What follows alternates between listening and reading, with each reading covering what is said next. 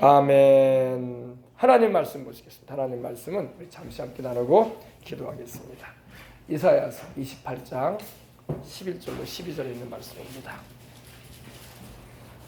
구약 성경 이사야서 28장을 찾아주시기 바랍니다. 11절로 12절에 있는 말씀 함께 읽고 우리 통일광장 기도회 기도 바로 하겠습니다. 다 찾으셨으면 우리 함께 하나님 말씀 두 절이니까 11절로 13절 석절이죠. 석절이니까 함께 봉독에 올리고 은혜 받고 기도하겠습니다. 그러므로 생소한 입술과 다른 방언으로 이 백성에게 말씀하시리라. 전에 그들에게 이르시기를 이것이 너희에게 안식이요 이것이 너희 상쾌함이니 너희는 곤비한 자에게 안식을 주라 하셨으나 그들이 듣지 아니하였으므로 여호와께서 그들에게 말씀하시되 경계에 경계를 더하며 경계에 경계를 더하며 교훈에 교훈을 더하며 교훈에 교훈을 더하고 여기서도 조금 저기서도 조금 하사 그들로 가다가 뒤로 넘어져 부러지며 걸리며 잡히게 하시리라. 아멘. 자, 오늘이 성령 강림 주일이에요, 그죠? 성령 하나님께서 아버지 하나님께로서 우리 주 예수님의 보내심을 받으셔서 그의 몸된 교회에 임하신 날입니다. 우리가 사는 이 시대는 성령 시대라고 합니다. 성령 시대. 그러므로 이 시대의 그리스도인들은 성령 충만하지 않으면 이상한 거야. 아멘. 성령 충만하지 않으면 정상적인 크리스찬이 아니에요. 당연히 성령 충만해야 될 줄 믿습니다. 당연히 성령의 열매를 맺으며 또 성령의 은사도 경험하고 능력 있는 신앙생활을 하고 권세 있는 주님의 증인들이 되어야 할 줄 믿습니다. 오늘 말씀해 보니까 이사야를 통해서 하나님이 예언을 하십니다. 예언을 하시는데 무슨 예언을 하시나 우리 보십시다. 중요한 말씀입니다. 그러므로 생소한 입술과 다른 방언으로 이 백성에게 말씀을 하실 것이라고 말씀을 합니다. 그죠? 우리 예전 성경에는 개역 성경에는 생소한 입술이라고 되어 있지 않고 더듬는 입술이라고 되어 있어요. 떨리는 입술, 떨리는 입술. 떨린다는 것을 이 스테이머링이라고 하는데 좀 말 더듬는다 이런 말이에요. 말 더듬는다. 머커라고 하죠. 머커. 더듬는 자. 이렇게 말을 더듬는다. 하나님께서 더듬는 입술로 말씀하실 거라 이거야. 하나님께서 좀 정상적인 발음을 가지고 말씀을 해주시면 좋은데 하나님께서 더듬는 말로, 그러니까 장애를 가진 언어 장애인이 말 못하는 것처럼 우리 어릴 때 보면 언어 장애를 가진 우리 친구들이 있었어요. 말을 할 때 아빠 이러고 어머머머머머 이러고 이렇게 말하는 친구들이 있었어요. 내가 놀리려고 한 게 아니라 좀 안타까운 마음 가지고 말한 겁니다. 지금은 그래도 언어 장애를 가진 분들이 많지 않은 것 같아요, 그죠? 물론 언어 장애 가지면 또 이제 자꾸 이렇게 장애에서 이제 벗어나게 해주려고 이렇게 치료도 해주잖아요. 근데 어릴 때 보면은 언어 장애를 가진 친구들이 있어요. 말은 하고 싶은데 막 급하게 말이 나와. 그래가지고 학교 이러면서 말을 해요. 밥 줘. 이러면서. 근데 하나님께서 이런 떨리는 입술로 말씀하시겠다는 겁니다. 더듬는 입술, 스테머링이라고 하죠. 스테머링 립스. 떨리는 입술로. 그리고 다른 방언으로 말씀하실 것이다. 하나님께서 자기 백성에게 그렇게 말씀하겠다는 거예요. 이게 뭘까요 도대체? 이게 여러분 고린도전서 14장 21절에 보면 바로 이 말씀을 바울이 말하고 있어요. 율법에도 이렇게 기록되어 있지 않느냐. 그러면서 생소한 입술, 떨리는 입술로 하나님께서 말씀하실 것이다. 그리고 다른 방언으로 말씀하실 것이다라고 이렇게 기록이 되어 있습니다. 바울이 이사야의 그 29장 11절 12절에 있는 말씀을 바울이 이렇게 인용하면서 고린도전서 14장은 은사장이거든요. 은사장. 13장은 사랑장이고 그죠? 12장은 또 은사장이야. 그죠? 그러니까 햄버거로 말하면 빵 두 개가 덮여져 있는데 중간에 고기가 껴 있어요. 그죠? 그러니까 사랑이 중간에 껴 있고 은사와 능력을 계속 말하고 있어요. 그죠? 그래서 은사 사용은 사랑으로 해야 된다 이런 말이야. 사랑이 그 중심에 딱 자리 잡은 가운데 능력과 은사가 사용되어져 나라 이런 의미예요. 샌드위치처럼 이렇게 된 거는요. 근데 오늘 이사야를 통해서 하나님께서 말씀하시는 게 뭐냐면은 그러므로 생소한 입술, 떨리는 입술과 다른 방언으로 이 백성에게 말씀하시리라. 이게 바로 방언의 역사예요. 방언의 역사. 그래서 성령께서 임하시게 되면은 방언을 말하잖아요. 물론 성령의 내주의 역사를 통해서 주님은 우리 안에 계십니다. 예수님을 영접할 때, 그죠? 그걸 우리는 내주, 우리 안에 거하신다. 드웰링이라고 하죠. 거하신다. 이렇게 표현을 합니다. 우리는요. 거하신다. 내주의 역사가 시작이 돼요. 근데 우리가 충만한 은혜를 입어서 넘쳐나는 은혜를 입게 되면은 방언도 나와요. 그죠? 방언이 나오지 않는다고 해서 성령이 그 안에 계시지 않는 게 아닙니다. 방언을 말하지 않아도 성령은 계셔요. 근데 더 충만한 능력 가운데 거하길 원한다면은 방언까지 나오면 더 좋은 거야. 기왕이면 방언까지 말할 수 있으면 더 좋잖아. 그래 안 그래요? 예수님만 믿으면 천국 가요. 회개하고 예수님 믿으면, 그죠? 방언 말하지 않아도. 그러나 기왕이면 방언도 말해서 영적인 연장도 하나 하나님께로 부여받으면 좋잖아. 플러스 되는 건데, 그죠? 그래요 안 그래요? 예. 똑같이 일을 나가도 연장 하나 더 있으면 좋잖아. 홈이라도 있으면 잘 팔잖아요. 맨손으로 팔 거요. 맨손으로 팔 수도 있어요, 흙을. 그러나 손도 지저분해지고 손톱도 상하고 막 그래요. 또 돌뿌리라도 있으면 다치기도 하고, 그죠? 홈이나 곡괭이가 있으면 얼마나 쉽게 파요. 그죠? 하나님이 방언이라는 걸 주시는 것은 이걸 통해서 연장을 주시는 거야. 아멘. 그래서 오늘 성령 강림 주일인데 오순절 날에 성령께서 급하고 강한 바람처럼 러싱, 막 몰아치는, 그리고 강한 마이디한 바람으로 오셨어요. 성령께서. 성령님은 바람은 아니세요. 성령님은 인격자이시죠. 성령 하나님이시잖아요. 근데 성령께서 역사하실 때 급하고 강한 바람처럼 성령께서 오셨다는 거예요. 성령님은 불은 아니십니다.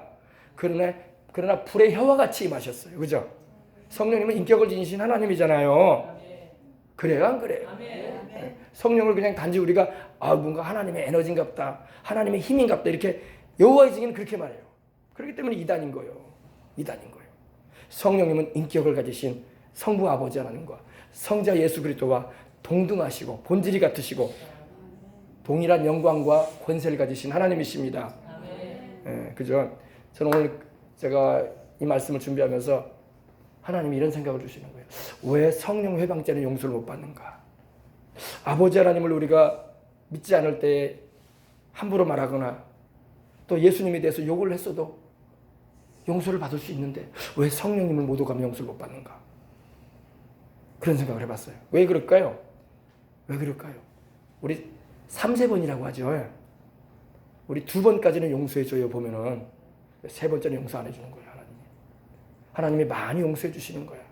그러나 마지막까지 하나님께서, 마지막 사역까지도 하나님께서 하시는데 성령님으로 사역하시는데 성령님을 모독하고 회방 안 되면 주님 용서치 않겠다는 거예요. 금생과 내생에도 사함이 없으리라 그러신 거예요. 그래서 3세번이구나 하나님도. 우리 야구에서도 어떻게 합니까? 옐로 카드 2번 꺼내면은 마지막에는 어떤 카드 꺼냅니까? 빨간색 카드 꺼내서 추방시켜버리잖아요. 그죠? 그래 안 그래요? 그죠? 그거예요. 하나님의 성령을 회방치 말라는 거야. 하나님이 2번, 3번, 2번까지 이렇게 용서해 주시고 하나님 아버지가 용서해 주고 아들이 용서해 주시고 그러신데 성령까지 회방한다면 대적한다면 주님 용서치 않겠다는 겁니다. 그러니까 굉장히 성령님을 하나님은 또 우리 예수님께서는 귀하게 보시는 거예요. 할렐루야. 성령님은 그 상징되신 모습이 비둘기로도 상징이 됐거든요. 비둘기 어때요? 비둘기. 공원에 가면 여러분 비둘기 있잖아요. 예수님께서 침례를 받으시고 요단강에서 침례를 받으시고 물에서 올라오실 때 어떤 일이 있었어요? 성령께서 하늘이 열리고 성령께서 비둘기와 같은 형상으로 우리 주님에게 임하셨어요. 그죠? 비둘기의 특징이 뭡니까? 비둘기는 더러운 거 안 먹어요. 비둘기는요 깨끗한 동물이에요. 비둘기는요 겁이 많아. 그리고 사람이 다가가면 날아가 버립니다. 그죠? 비둘기는 순결해요. 부드러워요. 성령님이 마치 그와 같은 분이에요. 성령님은 하나님이시지만 물론 성령님 강하신 분입니다. 그러나 참 성품이 온화하셔요. 성부, 성자, 성령 삼위일체 하나님이 다 동일하신 하나님이시고 한 분 하나님이시죠. 그러나 인격적으로는 독립이 되어 계시잖아요. 성부 아버지는 성자가 아니시고 성자 예수님도 성령은 아니세요. 아멘. 그래 안 그래요? 맞잖아요. 이거 잘 이해해야 돼요. 잘못 이해하면 이상한 쪽으로 삼위일체를 이해하거든요. 성령님은 아버지 하나님이 아니셔요. 그런데도 불구하고 아버지와 아들과 본질이 같으시고 권능과 영광이 동등하신 분이셔. 그리고 사랑으로 하나가 되시는 분이셔.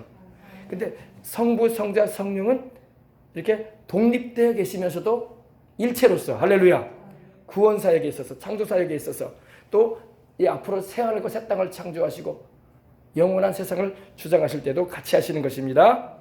오늘 이제 주님, 근데 성령께서 오시게 되면은 이 생소한 입술과 다른 방언으로, 이 더듬는 입술, 그리고 이렇게 방언을 말하게 되면 더듬잖아요. 더듬어. 정상적인 언어 사용을 하는 것 같지가 않아.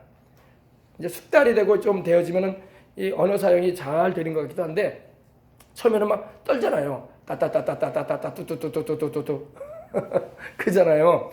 랄랄랄랄랄랄라 이러면서 떨잖아요. 입이 stammering lips, 떨리는 입술. 그래서 사람들이 처음에 사도행전 2장에 보니까 제자들이 120문도가 다 같이 성령을 받았을 때에 그들이 다 같이 방언을 말했거든요. 그죠? 그때 그들이 방언을 말하면서 복음을 전하니까 어떻게 말했습니까? 조롱했어요. 조소했어요.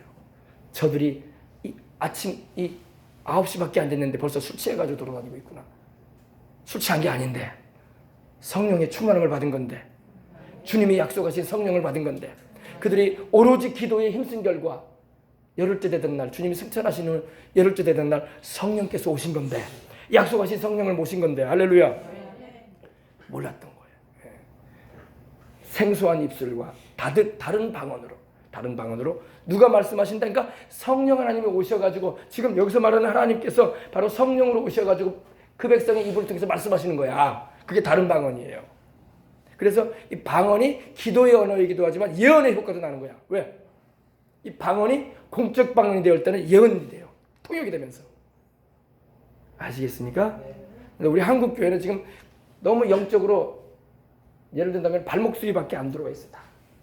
좀 들어가야 돼요. 깊이 들어가야 돼요. 무릎 수위까지 들어와야 되고 허리까지 잠겨야 돼요.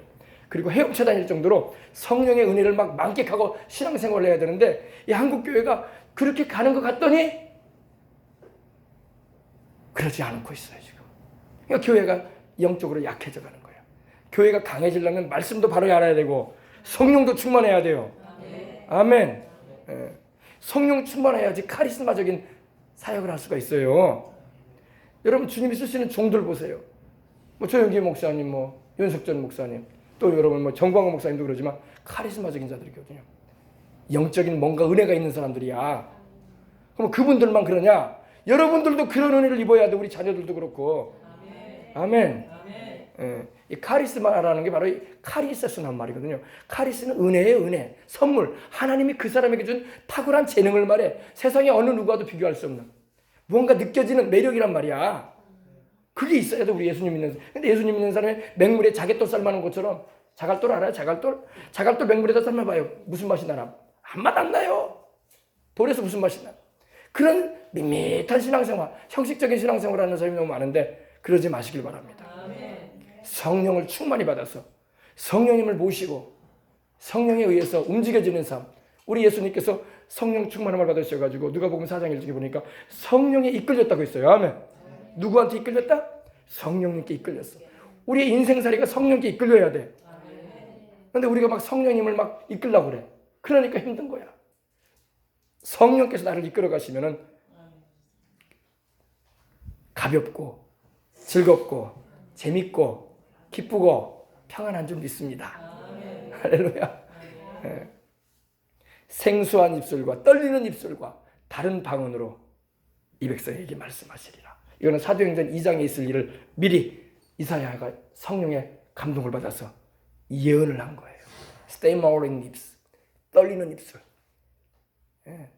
심지어 막 조롱할 정도로 저 사람도 이상한 소리 하고 있네.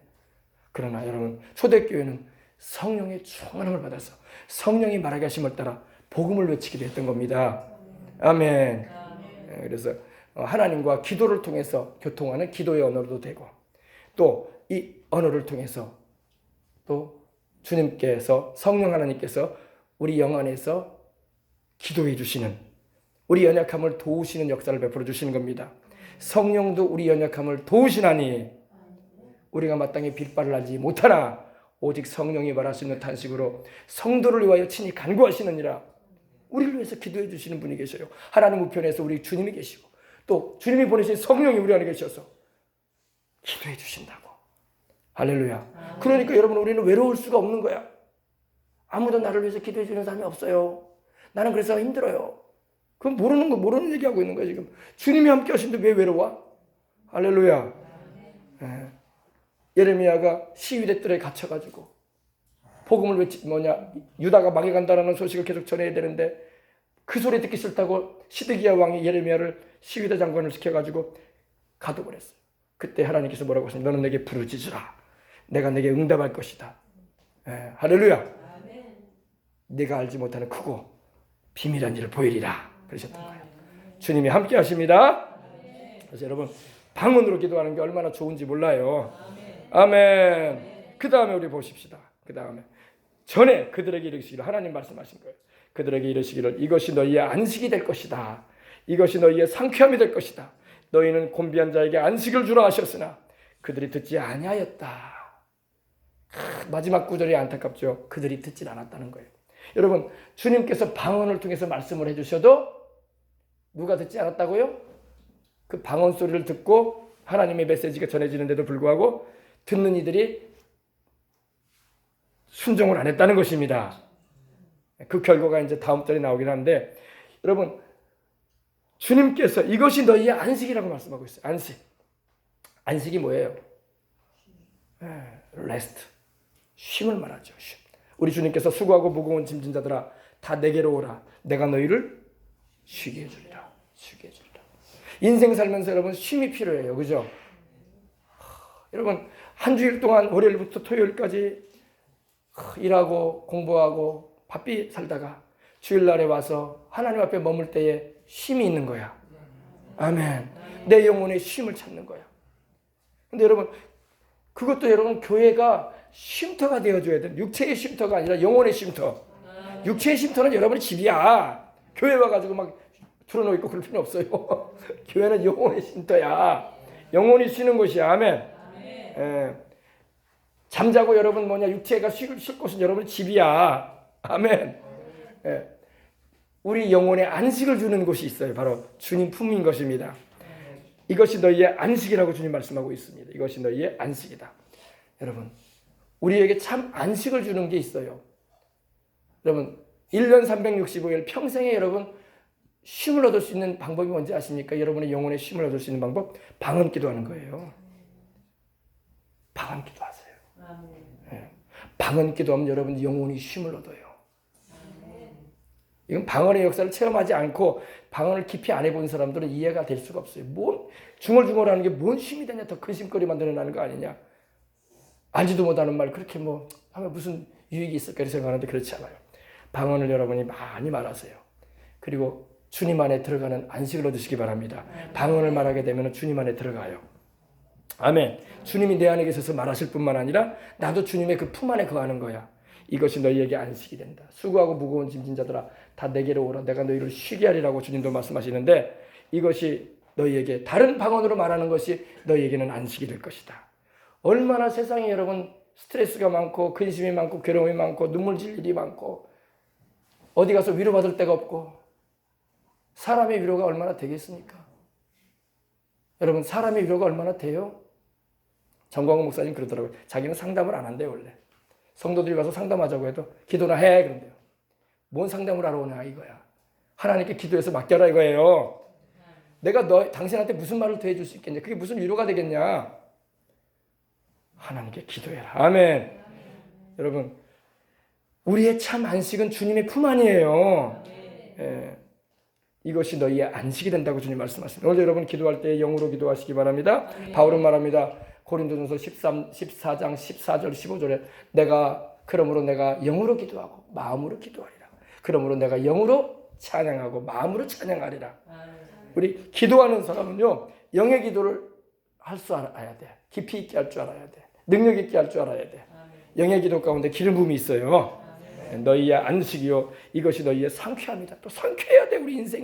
우리 인생이 너무 진부하고 다람쥐 책받기 돌듯이 그날이 그날 같고 아무런 의미도 없어 보이고 그럴 때가 얼마나 많습니까? 상쾌함이 없어. 신선하지가 않아. 신선하지가 않아. 아침마다 신선한 공기는 있는 것 같은데 마음이 신선하네. 생활이 그냥 고대. 오늘 학생들도 아이고 또 하루 바뀌었구나. 또 학교 가서 공부하는 날이네 오늘도. 또 하루가 가는구나. 그냥 진부한 하루들이야.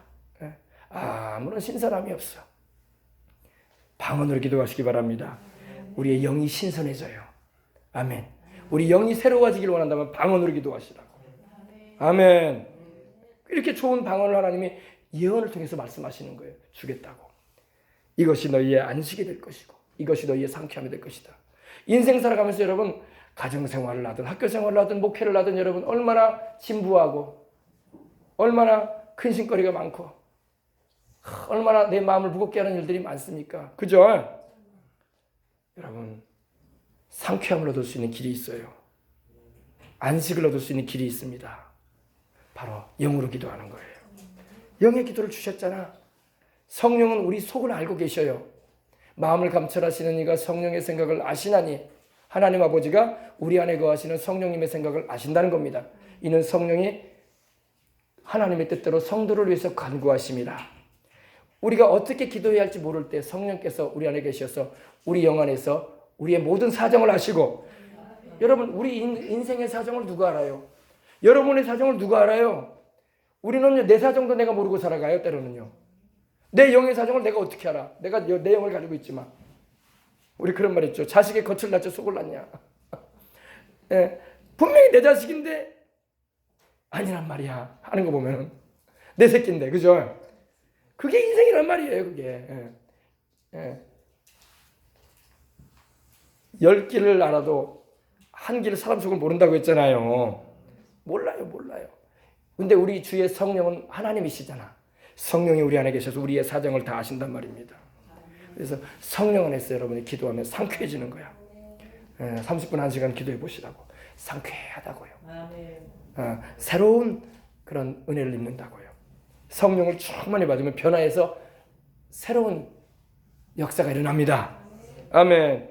그리고 너희는 곤비한 자에게 안식을 주라. 곤비한 자.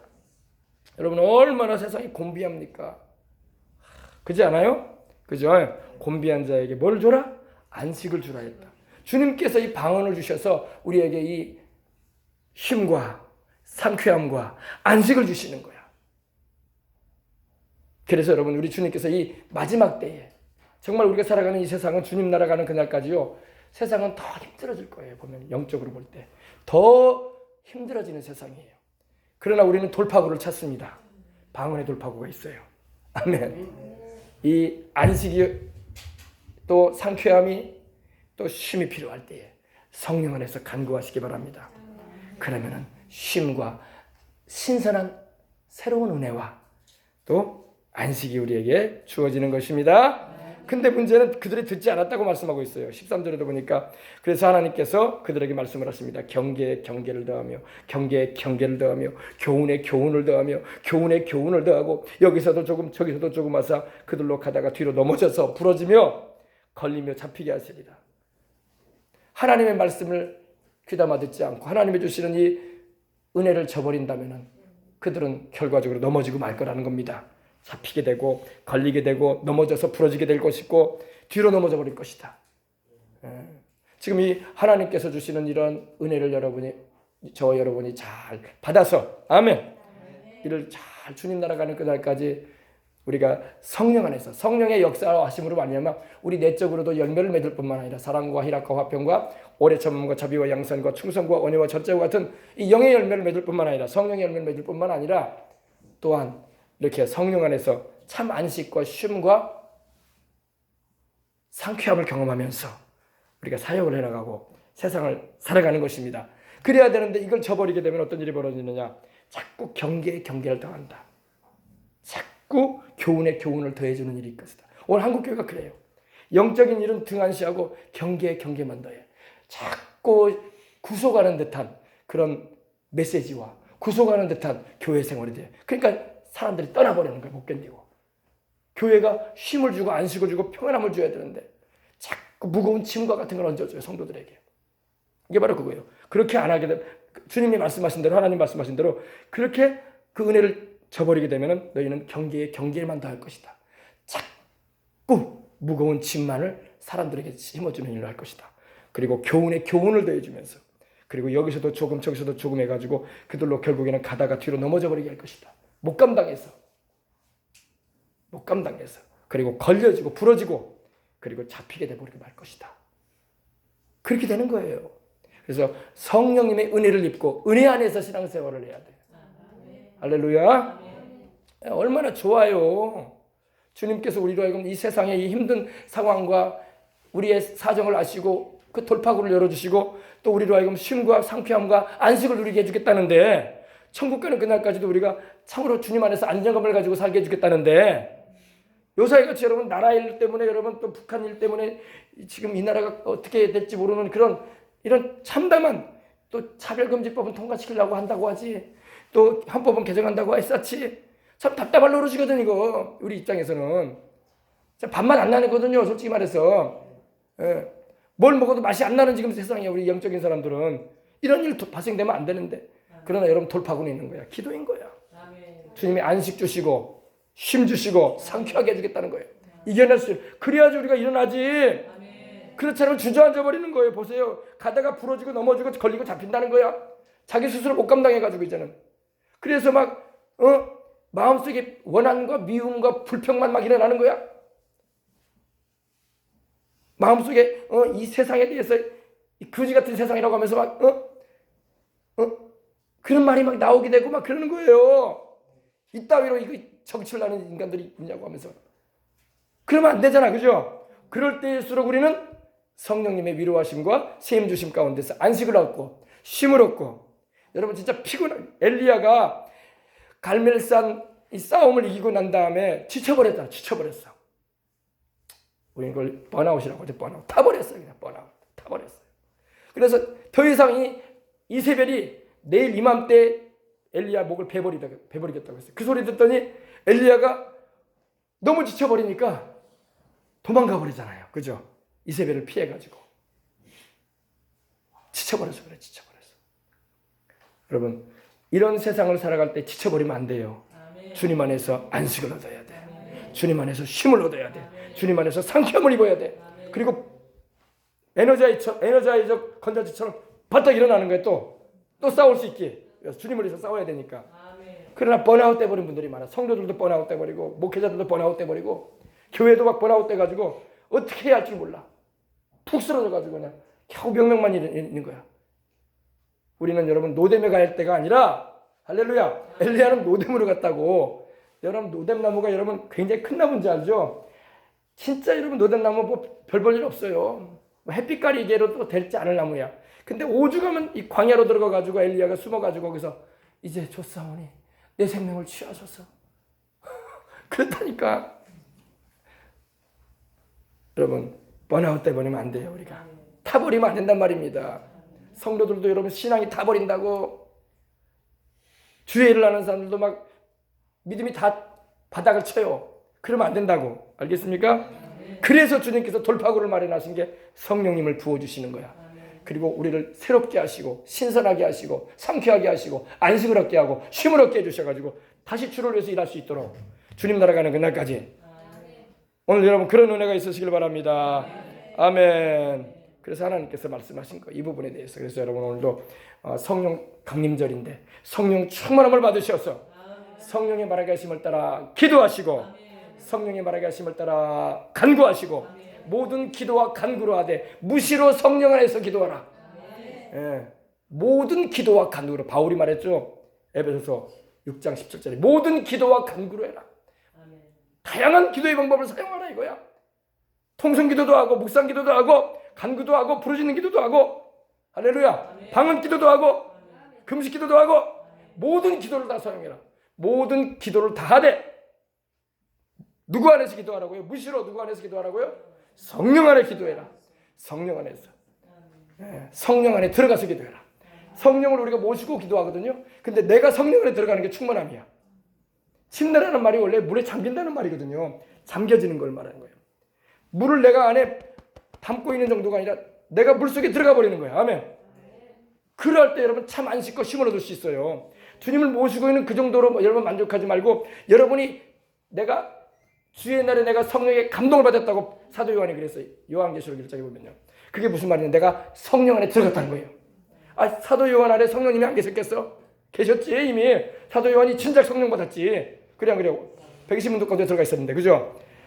근데 성령이, 우리는 감동이라고 표현되는데 영어 표현을 보면 in the spirit으로 나와요. 성령 안에 들어가 버린 거야 그가. 그때 그가 주님을 뵙는 거예요. 주의 음성을 들은 거야. 아멘. 네, 오늘 제가 오전에도 우리 성도들에게 그런 말을 했는데, 사무엘의 예를 들어서 말했는데, 사무엘이 어렸지만 저 때면은 2-3살밖에 안 되거든요. 그 어린 사무엘이 엘리 제사장이 있는 하나님의 그 실로의 그 성막 가운데에서 잠을 잤어요. 인간적으로 보면 얼마나 불쌍합니까, 그죠? 엄마도 아빠도 떨어져서 이제 겨우 젖대고 온 2-3살짜리 애기인데, 근데 엘리 제사장 아래에서 있으면서 그가 잠을, 엘리 제사장은 밖에서 잤거든요. 자기 장막에서 잤어요. 근데 사무엘은 법궤가 있는, 하나님의 법궤, 언약궤가 있는 바로 그 앞에서 잤어요. 그 옆에서. 그리고 여호와의 등불은 아직 꺼지지 아니하였더라. 아직까지 하나님의 임재하심은 있었다는 겁니다. 근데 사무엘이 거기서 잠을 자면서 하나님의 임재를 체험하고, 그 쉐키나, 바로 이 법궤 위에 불기둥, 구름기둥이 올라갔거든요. 하나님의 임재하심, 무거운 하나님의 임재. 이거 하나님의 임재를 원래 그 히브리적인 의미는 무겁다는 거예요. 그래서 하나님이 충만하게 임하신 장소는요, 벌써 들어가면요 그 분위기가 무거워요. 마치 좀 뭐라고 할까요? 심하게 말하면 두부를 자를 수 있을 정도로 그 공기가 무거워요. 임재가 강하게 임했기 때문에. 그리고 주의 임재가 강한 분이 있으면요, 그분이 2m나 3m 정도만 가도 막 느껴져요. 그게 느껴져요. 이 사람이 하나님의 사람이라는 것을. 아멘. 예. 그리고 벌써 그분들이, 저도 그걸 느낀 적이 있는데, 그분이 말씀을 전하러 단에 올라가기 위해서, 올라가면서 그 출입문을 통해서 올라올 때에 벌써 그 분위기가 달라져요. 주님을 모시고 오기 때문에. 주님을 모시고 오기 때문에. 목사님 뭐 예수님 믿는 사람 안에 다 주님이 계시지 않나요? 맞아요. 주님이 계셔요. 근데 임재가 강한 사람들이 있어. 똑같이 주님을 모시고 있어도. 오늘 여러분들이 그런 은혜가 있기를 원합니다. 여러분 이런 설교는 잘 못 들어. 여러분 이 은혜를 여러분이 입으라고 내가 해주는 거야 지금. 있어요 그게요. 제가 예전에 여의도 수복음교회를 어린 시절에 다녔는데, 조용기 목사님이 단에 말씀 전하러 출입문이 있거든요. 그쪽에서 나올 때 벌써 임재가 달라. 그 멀리 있는 데도 올라오고, 내가 벌써 주의 종이 딱 기름 부음을 받고 나올 때에 단에 서서 말씀을 전하기도 전인데, 들어올 때 벌써 분위기가 달라져요. 교회 분위기가. 하나님의 임재가 깔려요. 확 임해요. 흥분되지 않습니까? 근데 영적이지 않은 사람들 그게 뭐 돼요? 두부가 왜 나온대요? 뭐 공기가 왜 무거워야 돼요? 원래 여러분 하나님의 임재라는 그 의미가